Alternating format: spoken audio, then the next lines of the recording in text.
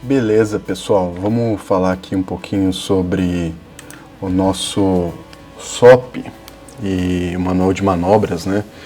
O que é o SOP ou SOP? Ou Procedimentos Operacionais Padrão POP, né?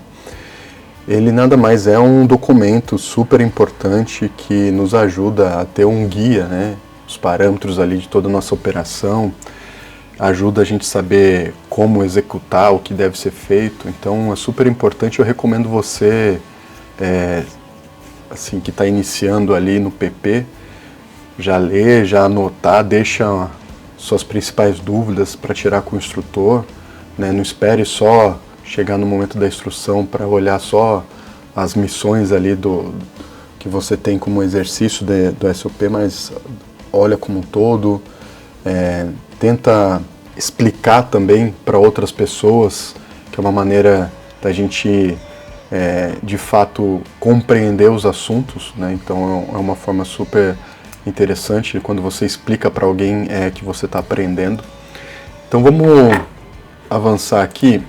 Eu trouxe alguns tópicos para a gente falar, né, aqui nesse vídeo, que a gente vem relatando, né, e obviamente também percebe como uma deficiência dos alunos no momento da instrução. Então a ideia é compartilhar um pouco mais aqui, fazer alguns comentários. Eu vou usar como padrão o SOP do Aeroclube de São José, mas você que tiver em outro aeroclube ou outra escola, tem aí o seu procedimento operacional padrão, né? E eles têm os mesmos moldes, você pode seguir por aí também, tá bom? Bom, vamos falar um pouco sobre a apresentação do voo, né? Esse é um tema super interessante e importante, né, que é assim, o que é de fato, ou quais são os documentos que a gente precisa que precisa estar na aeronave, né? Então, verificar o diário de bordo, a gente precisa lá olhar, aprender a preencher o diário de bordo, acho que é super importante. Às vezes eu sempre recomendo os alunos a preencherem, né?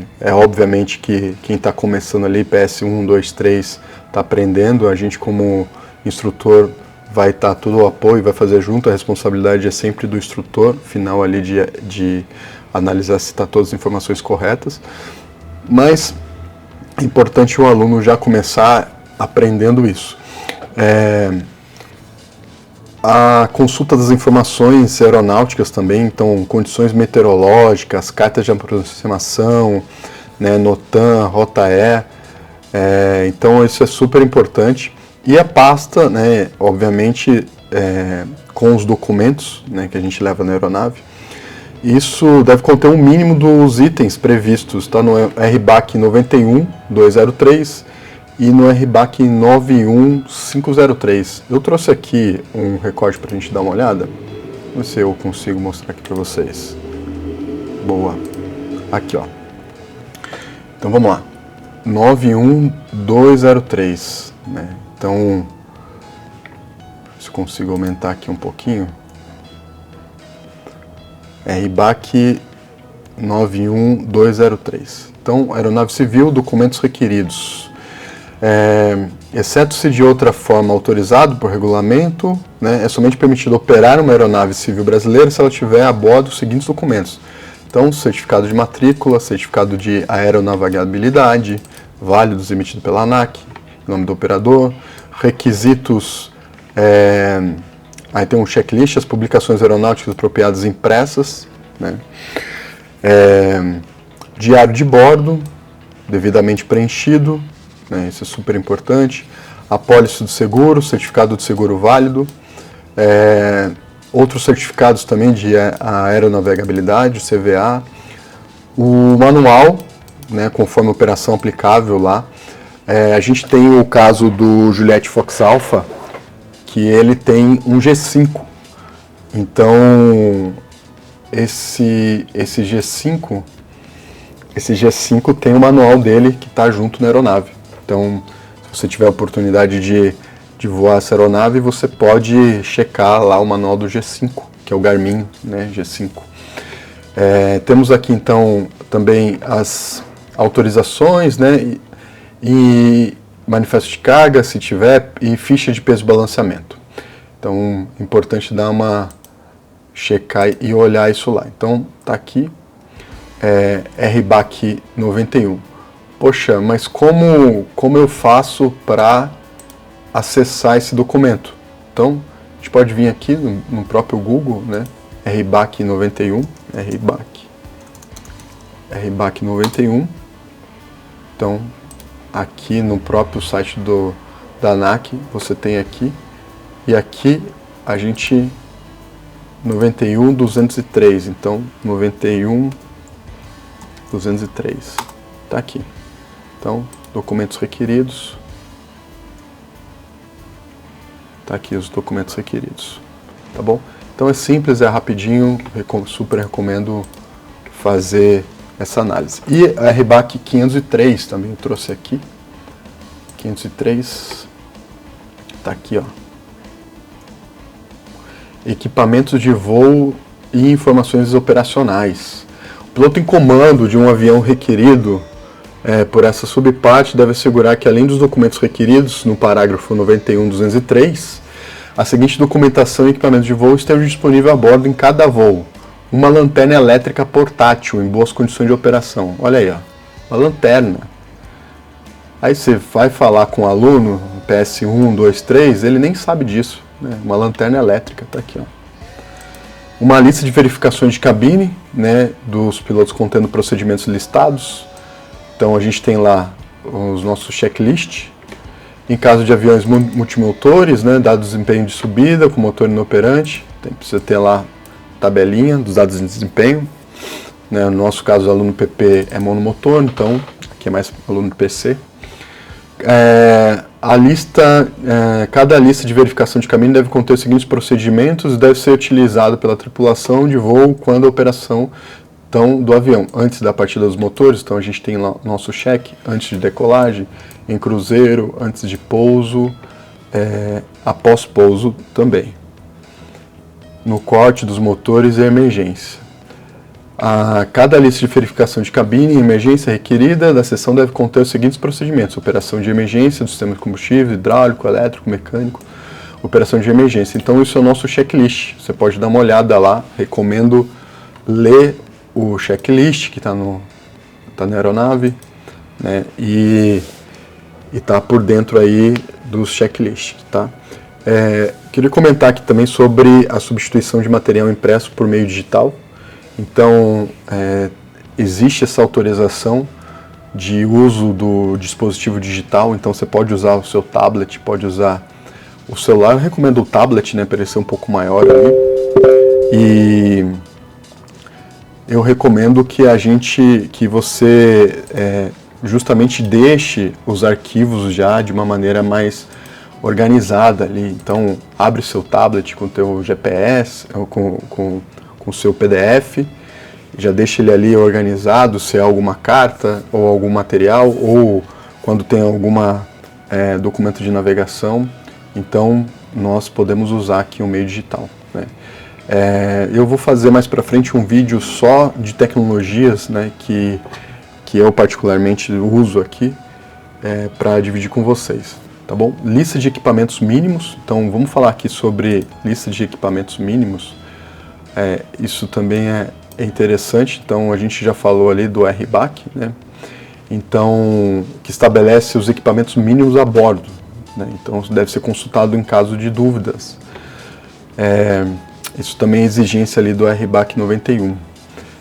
Vamos falar sobre segurança no solo também, então acho que isso é super importante. Nós temos ali as normas, né, para movimentação, toda a parte de segurança no solo. Então, atividade nos estacionamentos, a gente tem carros de combustível, né, circulando, mecânicos ali, os aviões. Então é super importante se atentar às políticas, às marcações do solo, né? É importante isso. Então, uma sugestão, por exemplo, quando for para o avião, né, é importante analisar as marcações que tem no chão, né? Aproximar sempre por trás e pelo lado esquerdo do avião. Então, quando se aproximar do avião, repare se tem alguma obstrução, objeto, extintores, calços, né? Alguma coisa assim. Dá uma olhada se não tem nada ali, algum objeto que pode ir ali no chão, né? Ou, não sei, perfurar um pneu, alguma coisa no sentido.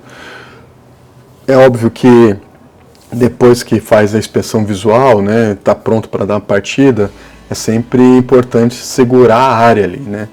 Uma outra coisa importante ali é sobre o abandono do avião, depois do voo.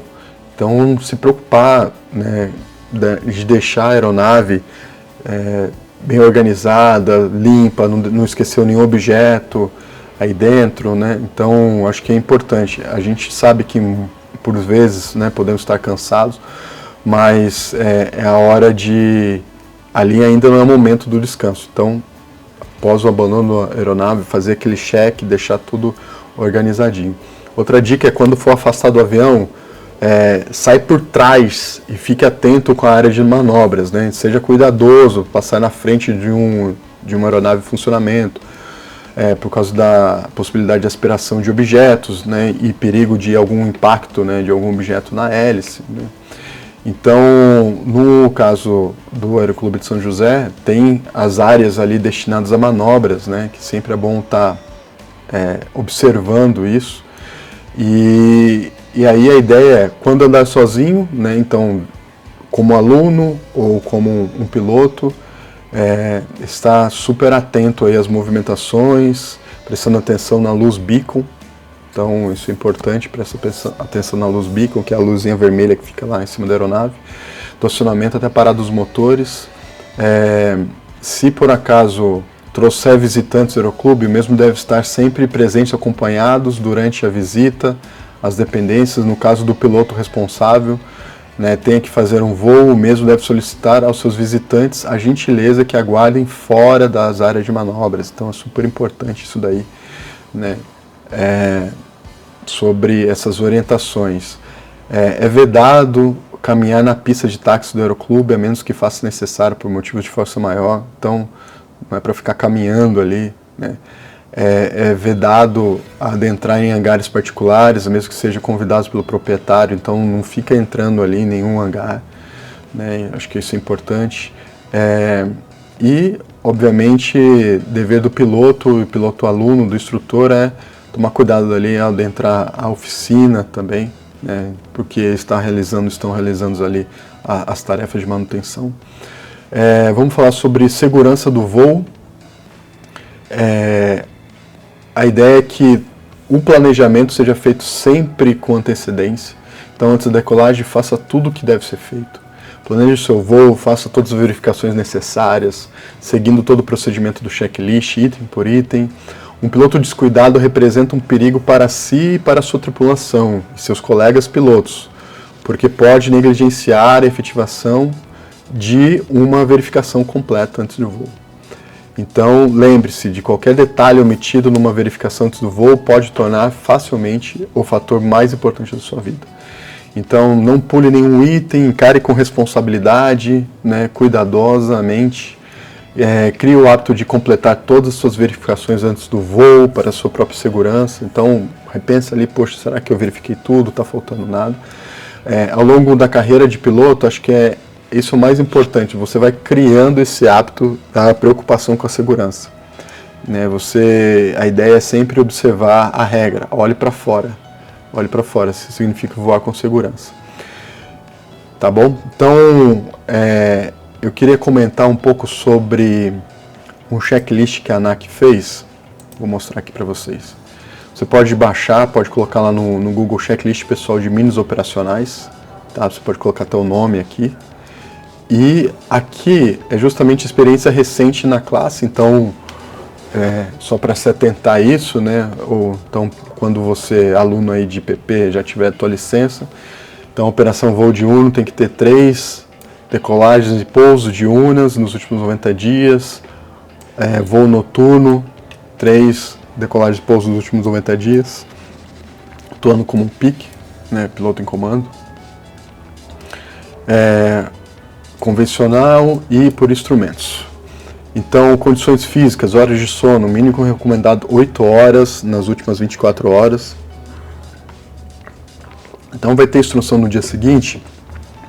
Procure dormir mais cedo, né, fazer as 8 horas ali, para chegar bem, para a instrução, para não chegar correndo, atrasado, né, coloca o relógio para despertar.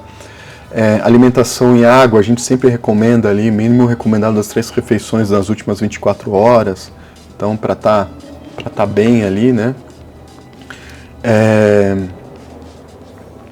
Trazendo aqui um pouquinho mais, obviamente, né, dentro das 8 horas, após ter consumido qualquer bebida alcoólica, nenhuma pessoa pode atuar ou tentar atuar como tripulante de uma aeronave. Então, dentro de 8 horas, não é possível. Enquanto sobre a influência do álcool, né, parece óbvio, mas é importante ressaltar. Isso, aliás, foi uma pergunta, uma das perguntas que eu tive no meu cheque de PP. Né, onde que estava as informações, né, qual é o RBAC, e algumas informações, algumas perguntas relacionadas a esse tema aqui. Então, nenhuma pessoa pode atuar ou tentar atuar como tripulante de aeronave civil, enquanto usando qualquer droga que afete de qualquer maneira contrária à segurança, as faculdades dessa pessoa, né? Então, às vezes algum medicamento, então tem que tomar cuidado, se preocupar. O detetor de um CMA válido, né, que é o exame médico, deve-se atentar aqui ao RBAC 67, então reportar a ANAC, o examinador responsável pela sua certificação, qualquer diminuição de suas aptidões psicofísicas. É isso aí. E sobre a aeronave, então, um checklist ali de peso e balanceamento, né, tenho visto alguns alunos com dificuldade ali de peso e balanceamento, então a gente vai falar disso já já. Analisar ali a distância de decolagem prevista. No caso de São José dos Campos, poxa, com 2,6 km e pouco,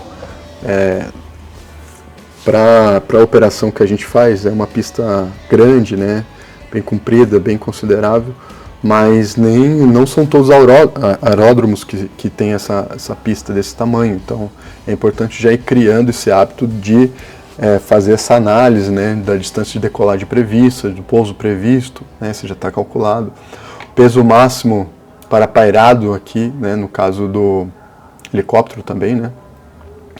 Equipamentos da aeronave, então, se os aviônicos, né, se está tudo certo, eu tenho familiaridade com todo o equipamento a bordo, né. Cartas e bancos de dados da aeronave, então está atualizado, estou com a carta nova, né, eu tenho já as frequências de comunicação, né, de navegação, tenho um kit de sobrevivência apropriado para o voo e terreno, então vai ter ali, de repente, em um dado momento você vai ter navegação no litoral, então já estão com os coletes também, né. Parte de combustível, reserva de combustível, né, então nenhuma pessoa pode começar um voo VFR, que é visual, a menos que, considerando o vento e condições meteorológicas conhecidas, haja combustível suficiente para voar até o local previsto para o primeiro pouso, assumindo o consumo normal de cruzeiro para avião durante o dia e voar mais pelo menos 30 minutos, ou durante a noite voar mais pelo menos 45 minutos. Para helicóptero, voar mais pelo menos 20 minutos. Então, documentos da aeronave porte obrigatório, a gente já viu lá, então, na 91-3, então, diário de bordo, certificado de matrícula, então está aqui toda a listinha, né, da documentação. Então, condições, atenção, consultar as condições do aeródromo de decolagem, destino, alternativa e em rota. Então, consultar o METAR, o SPECE, TAF, SIGMED, e verificar aqui. Então, como que a gente pode fazer isso? Vamos mostrar aqui. Podemos acessar o site RedMet. E aqui tem as informações tanto do aeródromo, no caso de São José dos Campos, temos aqui o TAF, decodificado também, né?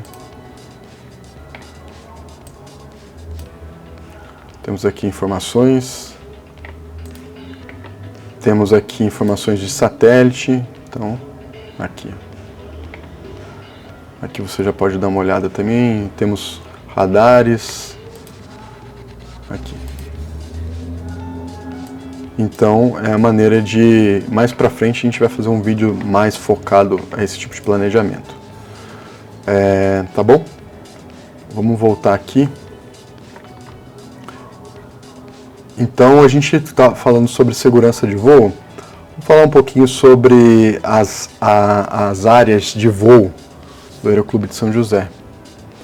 Então, no nosso caso aqui, né, eu vou conseguir mostrar aqui para vocês. Vamos lá, as áreas de voo aqui. Então nós temos a área de Caçapava, essa região aqui, né? Temos a área de Caçapava, norte, sul e vertical da cidade de Caçapava, atentando para a posição Caçapava, que é o limite da CTR de Taubaté. Então, lembrando que para prosseguir dessa posição, né, entrando ali em Taubaté, precisamos coordenar a frequência com o controle de tráfego aéreo ali de Taubaté. E temos a área Jacareí, norte e sul também. Então, aqui temos aqui Caçapava e temos a área Jacareí, norte e sul. Tá bom? Então, sobre planejamento de combustível. Planejamento de combustível. Então, temos aí os requisitos de autonomia, né, que estão previstos aí no RBAC 91, que deve ser observado. Então, requisitos de combustível e óleo para os voos visuais, né. Então, somente é permitido começar um voo VFR em um avião se, considerando o vento, as condições meteorológicas conhecidas, houver combustível e óleo suficiente para voar até o local previsto para o primeiro pouso e assumindo velocidade normal de cruzeiro, durante o dia voar por mais 30 minutos, né, afastados no máximo 50 km, 27 milhas do aeródromo. Durante a noite, mais 45 minutos. Requisito de combustível e óleo para voo e instrumentos, então aí já muda um pouquinho, né? A gente vai dar prioridade aqui no UFR, porque estamos mais falando aqui do curso de PP. Tá bom? Então, isso sobre os mínimos meteorológicos. Então, antes de iniciar um voo, os mínimos meteorológicos de teto e visibilidade devem ser respeitados, de acordo com a tabela.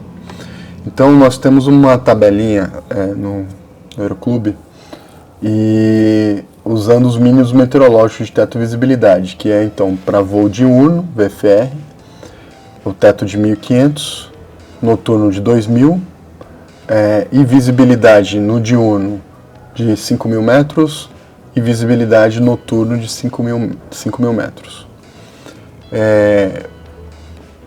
Para voo de toque arremetida, então instrução, né, a missão de toque arremetida, pode ser aplicado o teto mínimo de 1.500.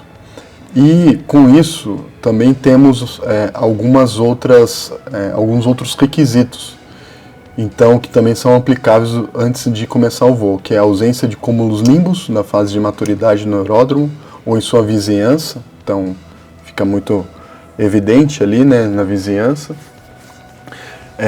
E o que a gente define como vizinhança? Uma área compreendida aí de 8 a 16 quilômetros ali do aeródromo. Ausência de precipitação moderada ou forte no aeródromo, que é a chuva, né? Então, ausência de precipitação no aeródromo, no caso do aerobueiro, então não pode ter nenhuma chuvinha ali. Ausência de turbulência moderada, severa ou tesouro de vento, wind shear, reportado no aeródromo por outras aeronaves ou órgão ATC, METAR e SPES, né? E vento máximo de superfície de 25 nós. Então, esses são alguns requisitos.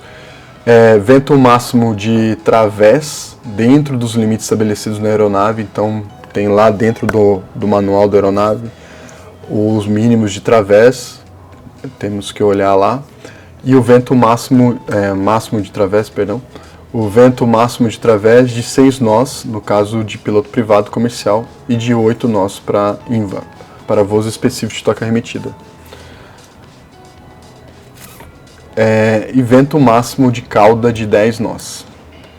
Então, é sempre importante durante o voo local, né, as condições meteorológicas devem ser monitoradas em voo, a partir de modo a poder verificar qualquer tendência ali dos mínimos, né, então é importante analisar isso daí.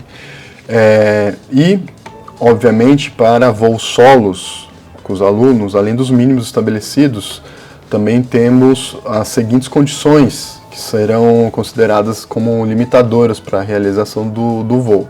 O vento máximo de superfície de 25 nós e vento máximo de través de 6 nós.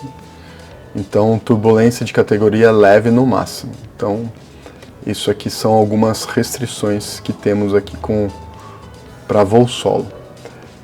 Temos aqui procedimentos também de precaução contra incêndio, então é super importante as medidas mitigadoras contra incêndio que são adotadas. Então, durante a inspeção pré-voo, deve ser verificado ali um extintor de incêndio, a validade da carga, o lacre, verificar se possui agente recomendado, PQS, né, que são dos circuitos elétricos.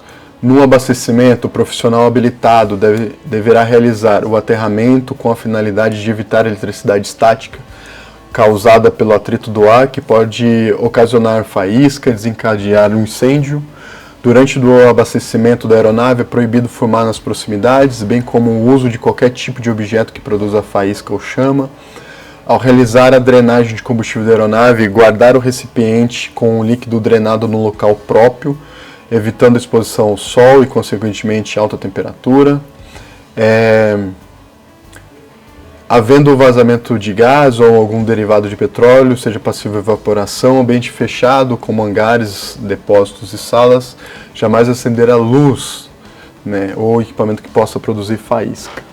Então, o caso do Aeroclube de São José tem um serviço de combate a incêndio, né, os bombeiros da cidade também podem ser acionados pelo número 193. Tá bom? Então, sempre verificar ali o extintor, né, verificar o selo, né? Então isso é super importante. Outro ponto também sobre o peso balanceamento. Então tenho visto vários alunos que chegam, né, e ainda tendo dúvida do peso balanceamento. Eu queria aproveitar e mostrar para vocês, se eu consigo mostrar aqui uma tabelinha onde é possível fazer todo o cálculo de peso balanceamento. Aqui, vou mostrar para vocês peso e balanceamento. A gente tem essa tabela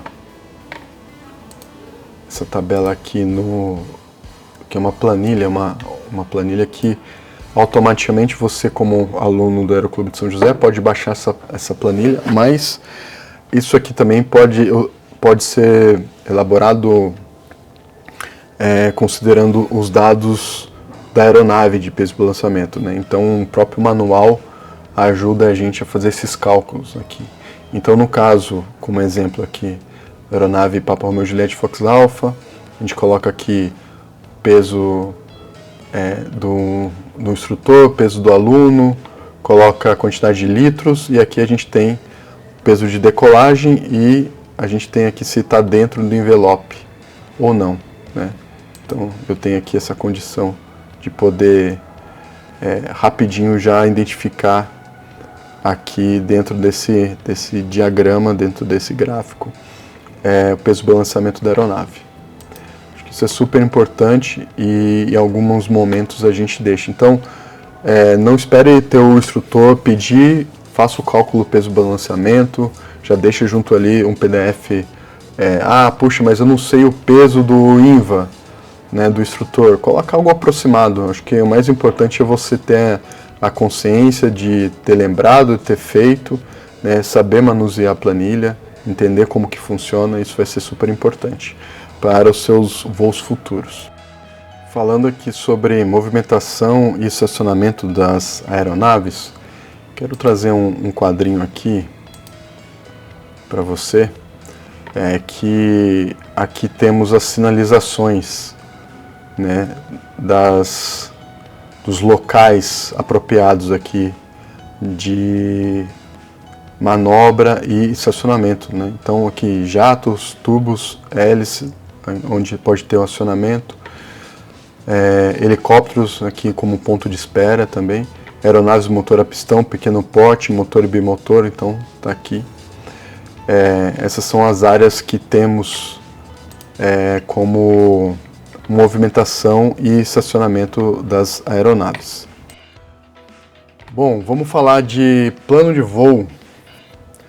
Eu sugiro aqui já começar a preencher a ficha de plano de voo, ainda que você esteja como aluno de PP, né? É claro que o instrutor que vai ser o responsável por passar o plano, mas sugiro você já ir estudando e vendo como fazer isso, né? Então você pode pesquisar no Google a ficha, deixa eu ver se eu tenho aqui, ó. Você pode pesquisar sobre a ficha de plano de voo, né? E obviamente tem todo o material já explicando, né? Aqui, ó. Então se você colocar aqui esse IEPV 120, é o formulário do plano de voo, você pode visualizar aqui, né? E se simplesmente colocar formulário de plano de voo, então temos aqui as publicações, formulário de plano de voo, né? Como fazer o preenchimento, tem aqui tanto o documento, né, que se trata, diz respeito sobre preenchimento de formulário de plano de voo. Então está aqui explicando todas as abreviaturas, todos os campos, o que faz em cada um, né? Vou passar aqui um pouquinho mais rápido. Olha lá, o que tem que preencher em cada uma das coisas, com exemplos, tá bom? Então sugiro muito preencher essa ficha, preenche na mão mesmo, leva para o instrutor na hora da instrução. Vai ser bem legal ele ver que você já está dando esse passo com relação à preparação do voo, né? Preparação do plano de voo. Aqui essas mensagens easy, vamos dar uma olhada aqui, né? Acho que isso é importante também. Alguns aeródromos necessitam de confecção de mensagem easy para voos de instrução. Deve ser preenchida e enviada digitalmente a infraero ou administrador do aeródromo, respeitando o período limite de 24 horas após o voo. Então acho que isso é importante também. Tem aqui, né, sobre as tarifas, isso é sobre o próprio INVA, né, vai realizar isso, mas é importante você estar entendendo sobre isso, a apresentação e o preenchimento da Easy. Vamos ver se a gente acha um aqui. Fazer um comentário aqui sobre o uso de equipamento GPS. Alguns alunos querem usar o Nets Atlas, né, no curso de PP ali, ou GPS. Então, em voo de instrução navegação visual, o aluno deve realizar a navegação baseando-se apenas nas cartas visuais e nos seus cálculos de navegação, né? Então, são técnicas de navegação por contato. Então, o aluno ele precisa acostumar, né, com a navegação visual e a navegação por contato. Então, o que eu sugiro? Você pode usar o Google Earth, né, para justamente poder te ajudar a identificar e entender alguns pontos, né? Eu vou tentar mostrar para vocês aqui uma possibilidade, quer ver? Eu vou abrir aqui o Google Earth. Então você pode colocar pontos, né? Marcar linha, né? Então, por exemplo, aqui São José dos Campos está aqui. Você pode usar o Google Earth para te ajudar. Você fala, pô, Grossi, mas tá complicado de ver desse jeito, lá na aeronave não é assim. Pô, gente, pode aqui então tentar criar uma visualização um pouco mais parecida, né, com a visualização quando a gente está na aeronave. Então eu posso vir aqui, eu não sei se dá para ver para vocês aí, mas aqui a câmera está a 807 metros. Então, a 600 metros, ou seja, 100 pés dá 30 metros, né? Então, não sei se é exatamente isso aqui, 616 metros, mas enfim. Aqui, ó, dá para fazer essa simulação, ó. Aí você já vai entendendo, ó, a visualização para um lado, para o outro. Tá a pista aqui. Então a gente faz esse percurso, faz a curva à esquerda, né, indo lá para Caçapava, por exemplo. Faz a curva à esquerda. Aí do lado esquerdo deve estar a nossa refinaria. Então, aqui, ó.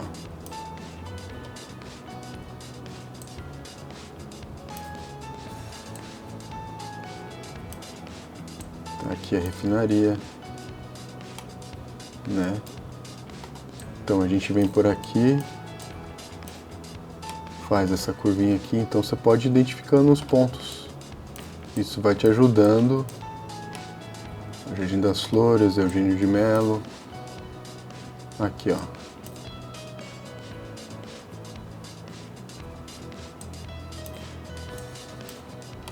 A Dutra tá aqui. Jardim das Flores. A Ericsson tá aqui, ó. Aí a Ericsson. A Ericsson é um ponto, né? É uma posição pra gente. Eu não sei se dá pra fazer isso aqui no NetAtlas. Vamos ver se a gente consegue entrar aqui e capturar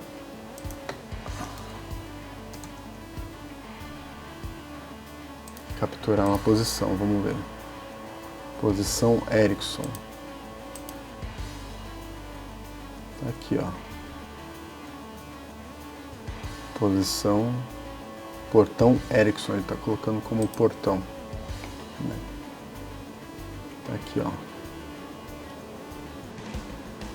Então a gente consegue ter uma referência, né? Tem uma referência aqui visual. Então você está voando aqui, né? Consegue ter uma ajuda aqui. Poxa, o que tem aqui perto? Tem esse viaduto aqui, né? Então, acho que esse é um mecanismo da gente ir aprendendo aí a voar os pontos, né? Então, eu estou olhando aqui de cima, então, ó, uma visualização aqui é Caçapava, lá Taubaté. Então, o aeródromo de Taubaté tá do ladinho aqui, ó. Então, a gente está passando aqui, a gente está na Dutra, passando aqui, lado direito, tá aqui, ó, Taubaté. Tem uma noção de como que é a pista lá. Aí, ó. Vou fazer um pouso lá, virtual. Aí tem um pátio, lado esquerdo. Tá bom? Então isso daqui. E a mesma coisa, né? Navegação quando a gente vai para o litoral. Acho que é muito importante também, ó. Estou aqui para o litoral. Ter as referências aqui. Né? Como que eu posso ter referências aqui? As represas, né? Então a gente tem as represas aqui. Represa Paraibuna. Que ajuda a gente a identificar. Vamos ver se a gente consegue colocar aqui pelo NetAtlas aqui, ó, o portão. Vamos colocar aqui a réia. Ó, portão Redenção. Portão Redenção. Aqui dá para pegar a coordenada.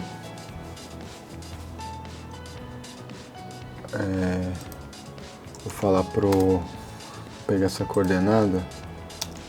Converta para o Google Maps.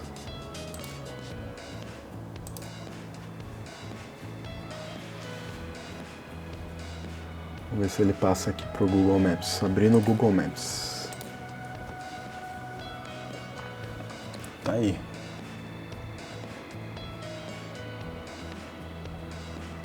Essa é a coordenada. Se a gente pegar essa coordenada aqui e jogar, vamos ver se ele funciona também. Aqui no Google Earth. Tá aí, ó. Essa é a coordenada. Deixa eu jogar aqui, o que eu fiz? Peguei a coordenada do Nets Atlas, aqui, portão Redenção. Peguei essa coordenada aqui, copiei ela. Com preguiça, eu joguei aqui no ChatGPT. Ele me deu aqui coordenada, abrindo, já deu até com link aqui. E eu joguei aqui no Google Maps. Ele apareceu aqui, e aí eu copiei e joguei aqui no Google Earth pra gente ver. Tá aqui, ó. Será que faz sentido isso daqui, ó? Tem aqui, ó, represa aqui. Ó, bem terminando aqui a represa. Faz sentido, né? Então é isso, pessoal. Vamos usar as ferramentas, né, pra gente poder justamente ter um planejamento de voo, né, se preparar para o voo visual. E um outro item aqui é a instrução voo mental. Queria sugerir para vocês justamente usar muito desse recurso do voo mental. Então, falando sobre voo mental, queria mostrar aqui para vocês um vídeo. Vamos lá. Se vai dar certo aqui. We're ready, roll hat. Is the pole. Rolling out the loop break. Up we go. Vertical, 4-5. Up we go. A mile and a half. Mark, ground speed. 1 mile. Mark, smoke up, push, go. Down and steer. Right, drop, so back. Adding power. Let's have it go. Smoke up, push. Airspeed go. Vertical, 5-5. Isso aí. No próprio portal também, no Aeroclube de São José, tem um fórum e tem um documento bem interessante que o Vinícius Reis fez. Vou abrir aqui para vocês verem. Então, aqui no portal do Aeroclube tem esse documento aqui, Fundamentos para um Bom Voo, parte 1, Poder da Visualização. Então, visualização também é chamada como técnica, né, de imaginação, ensaio mental ou meditação. Acho que o mais importante aqui é justamente essa ferramenta da gente poder visualizar o voo, né? E existem vários artigos aí científicos falando, né, cientistas, fisiologistas esportistas russos mostrando que a visualização pode melhorar a memória muscular. Então tem um estudo que, se não me engano, eles dividiram em 4 grupos.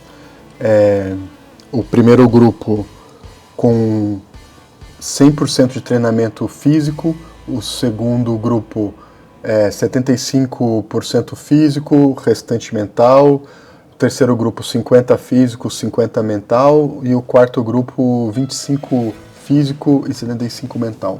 O quarto grupo se saiu melhor. Então, quando o cérebro está recebendo os estímulos visuais, ele não sabe exatamente se aquilo é um input real ou input imaginário. Então, a gente consegue aproveitar desse recurso, né, justamente para poder treinar. Então, aqui algumas sugestões, né? Então, primeiro passo, revisar o voo anterior. Então, quais manobras foram realizadas, quais foram as principais dificuldades e erros cometidos, como fazer para superá-lo. Segundo passo, pensar em manobras que serão treinadas no voo seguinte. Então, abre lá o documento, olha a missão, né? Estuda, imagina você fazendo cada passo, né? Pode até fechar o olho ali, imagina o cockpit, né? Você tocando em cada parte, né? Pense em cada item, né? Cada parte isoladamente, nos mínimos detalhes. Repita o procedimento, então, se possível em voz alta, se possível se grave, né? E assiste o vídeo depois. Muito importante nesse passo é pensar em tudo que pode dar errado e nas correções que serão implementadas a cada passo. Como a gente sempre diz, né? Voar à frente do avião. Então, se você está voando à frente do avião, é justamente pensar possibilidades aqui de dar errado e tentar se antever. Não se trata de decorar uma sequência de procedimento, mas entender como fazer e o porquê. Um erro muito comum é fazer um voo mental onde tudo funciona perfeitamente, não se permitindo visualizar as correções. Então, justamente a possibilidade é você imaginar coisas que podem dar errado, né, e se antecipar, né. Queria falar também aqui sobre transferência de controle, então isso é super importante também, só reforçar aqui, né, a gente poder falar, né, tá comigo. O instrutor fala, tá comigo, você diz, tá contigo, né? Se você diz, tá comigo, o instrutor fala, tá contigo. Então, poder verbalizar isso daí é super importante, né? Então, esse procedimento de mudança de comando, ele é importante justamente para ficar claro, né? Então, é isso aí, o aluno deverá cotejar, está comigo, balançar o manche, né? Mesmo deverá acontecer ou ocorrer com transferência inversa. Falando aqui um pouco, a gente falou sobre o checklist pessoal nos mínimos, então eu queria reforçar aqui, se você puder baixar o checklist pessoal da ANAC, preenche ali, use ele como um teu checklist mesmo, né, das coisas que você entende, eu preciso levar para o aeroclube algum material, preciso estudar tal coisa, coloca ali no checklist, tenho certeza que isso vai te ajudar a melhorar os seus hábitos de planejamento da instrução, tá bom? Um abraço e estamos aqui, qualquer coisa à disposição.